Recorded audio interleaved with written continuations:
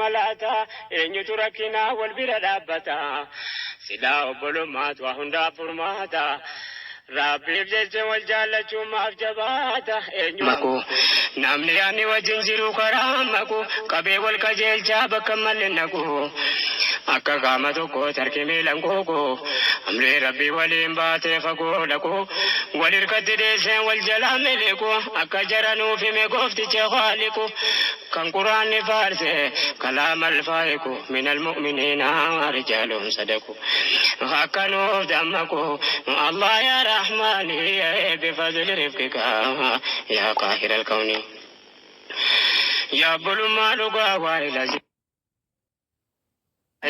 يوم ولتن هدا فنيو ربي كينيا دونفادان في فيني كرويس كينيا حجامني كنا فودا مجدو كينيا نتسك جرينيا بوتي كينيا فجاني جراجو حياة تنينيا تريس بنسا تاريخ لكينيا نمرا لالنو يودم نسبة كينيا نمرا لالتو دبدي المان كينيا إرقا كران كينيا إتايبا كينيا وبولو ما قدا بنجتو كينيا سنبودا ميوف دل زنجرينيا قلبيها كبرباد كتومي والكينيا هركدر والقديفت والركينيا يا بولي وانجني وامني والكينيا ملا نبي كينيا ديم سكرا سالي بفضل رفقك يا قاهر الكون ربي سهلناك لا فوز في الدارين بفضل رفقك يا قاهر الكون ربي سهلناك لا فوز في الدارين بفضل ربك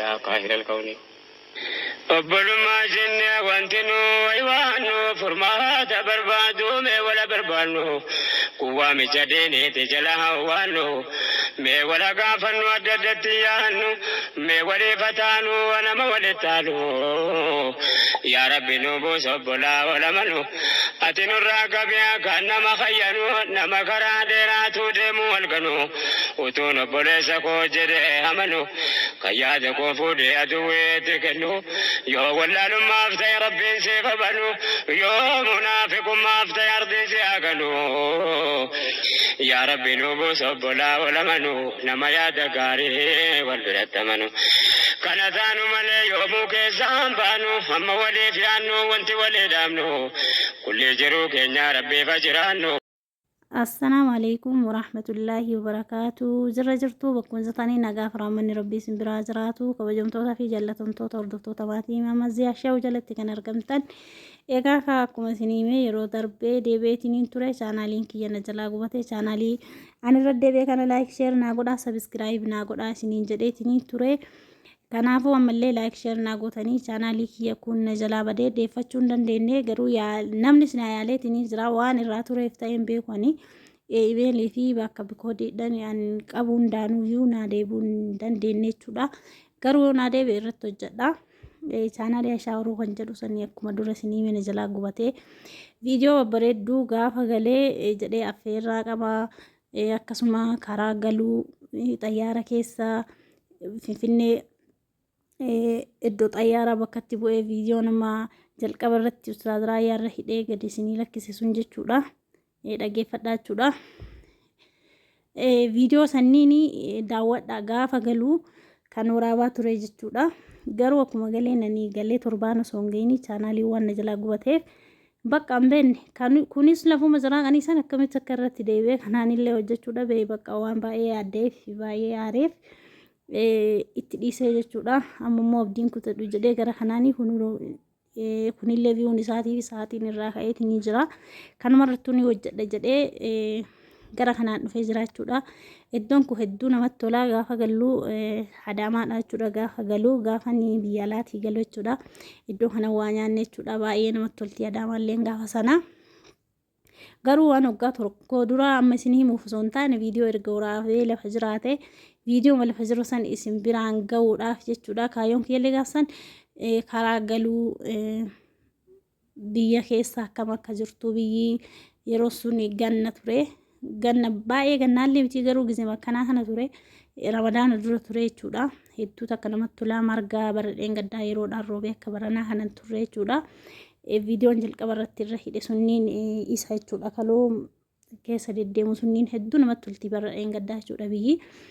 Baranallee alhamdulillah nuroo beetiin jira waan jennu iddoo kanatti ammoo nyaata kana nyaanneetiin turre hedduu takka namatti tola jechuudha. Viidiyoon kun garuu odoo yeroo san gadhiise baay'ee dasiisin jedha jechuudha. Maaliif warroonni yoo san na beektanii amma wal jalaa fagaannee wal bira tarree jirra jechuudha. Ammallee guddina rabbisni hadabaluu yaani chaanaaliin achiin taa'u guddataa deemamaa ta'eef jechuudha. Kiyyamma immoo warri yoo san na beektan arguu dandeettan arguu dhabuu dandeettanii yoo argitan ittiin boora like share subscribe godhaa jechuudha. Nyaanni kun ani hedduu takka namatti tola. Baay'ee mi'aawa jechuudha.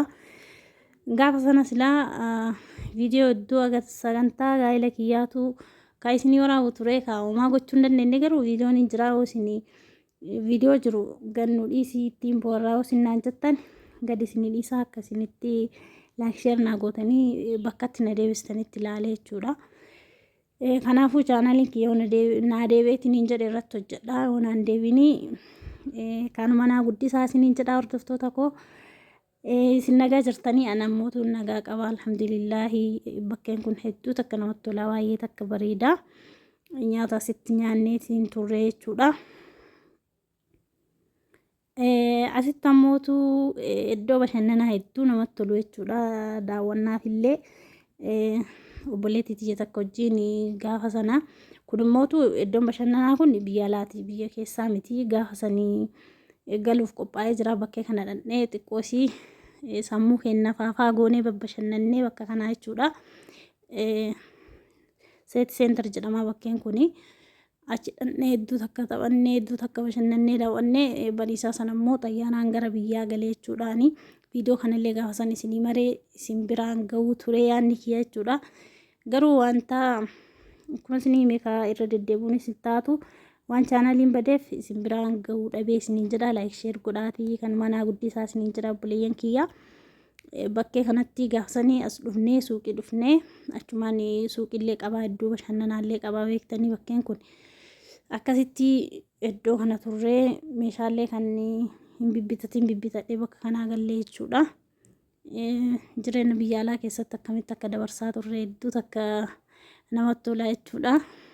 Maaliif namatti tola jechuun kiyya namni si ergatu jechuudha. Biyya namaa keessa gaafa jirtu ergamtuu namaallee taatu xiqqoo isii jechuudha. Akka qorraa akka yoo gadi baatu baay'ee tokko sitti tola jechuudha.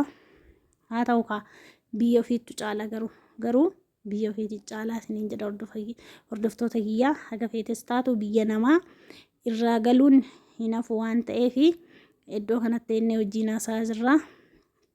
Isii nama biyya alaa jirti obboleettii kiyya rabbiin si haa galchu nagaan inshaallah gaafa galuu geette isiin jedha. Gaafa sana bakka kana wajjin teennee hojii haasofnee viidiyoolee waraabnee ambiraa galee isiin achitti haftee ammas kagaluu dadhabdeetii miti fedhumaan waan dalagachaa jirtuuf dalagatti. Meelaala iddoon kun akka namatti tolu hedduu takka bareedaa. Biyyi keenyallee kana kan caalu margaan bareeddii akkuma viidiyoo jalqaba keessa isinii raayyaarra hidhe sanii irratti argitan jechuudha. Hedduu takka namatti tolti uumaa wanti isinii cabsaa qabduun jirtu jechuudha.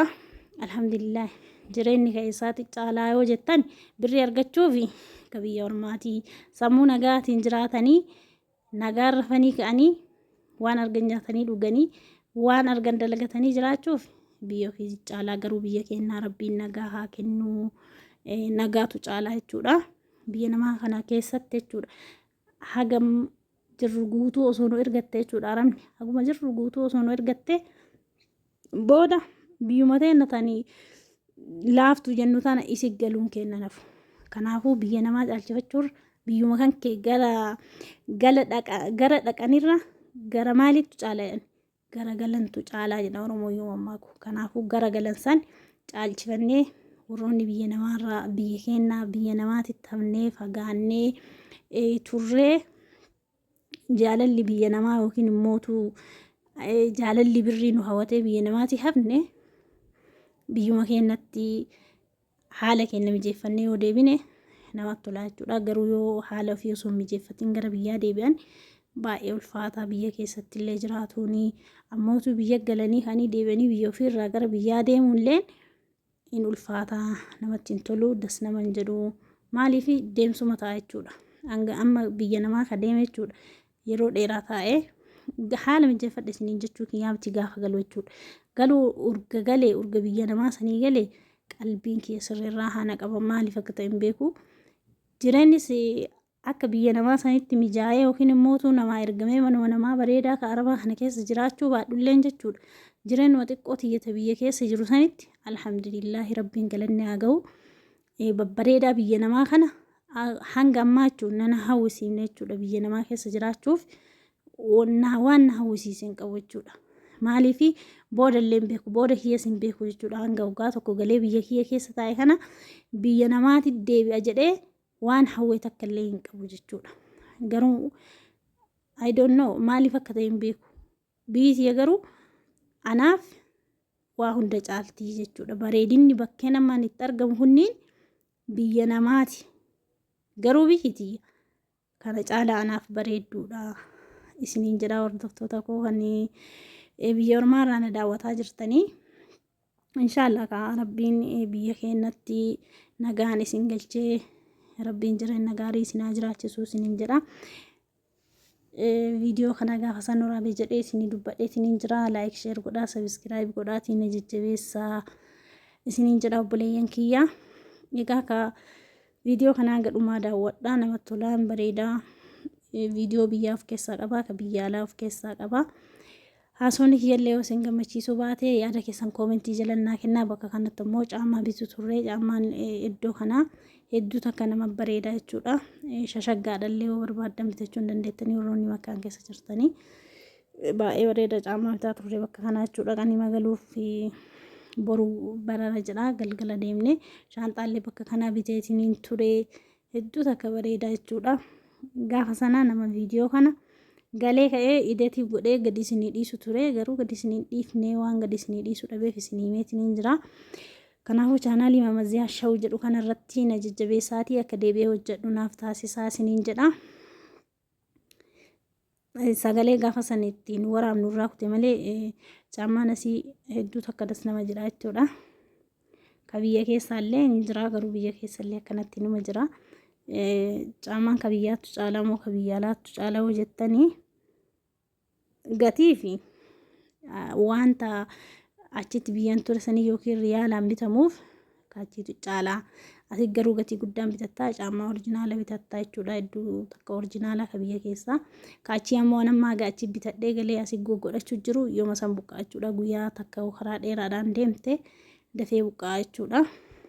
Keessattuu caammaa mismaarii tunniin caammaan taakkoon ol dheeraan kunniin jechuudha. Baay'ee nama deemsisu warri biyya alaa jirtan baay'istanii ofitti hin guurinaa sumaan dhaamsasi. Baay'istanii bitatinaa jechuu kootii sumaan dhaamsasi ni dabarsaa. Maaliif biyya keessa garuu iddiidhaan caammaa kan maala bitadhe fayyadama garuu caammaa sharaa wayya jechuudha.